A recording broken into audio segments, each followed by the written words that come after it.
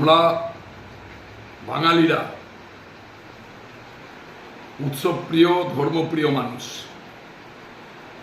আমাদের সংস্কৃতি সভ্যতা মানুষের মধ্যে ঐক্যতা সৃষ্টি করে। আমরা একে অপরের পরিপূরক হিসাবে নিজ নিজ ধর্ম পালনের মধ্যে দিয়ে নিজ নিজ ধর্মের উৎসব পালিত করি। আমাদের কিছুদিন আগে ঈদুল ফিতর গেছে, আমাদের এখন বাসন্তী পুজো অনুষ্ঠিত হবে।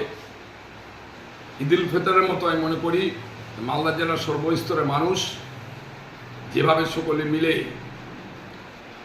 এই উৎসবটাকে পালন করেছি, বাসন্তী পুজোতেও সর্বস্তরের মানুষ একসাথে মিলে এই পুজো এই উৎসবকে আমরা উদযাপিত করব। আমি তৃণমূল কংগ্রেস মালদা জেলা কমিটির পক্ষ থেকে সমগ্র মালদাবাসীকে বাসন্তী পুজোর আন্তরিক অভিনন্দন এবং শুভেচ্ছা জানাচ্ছি। সবাই ভালো থাকুন, সুস্থ থাকুন।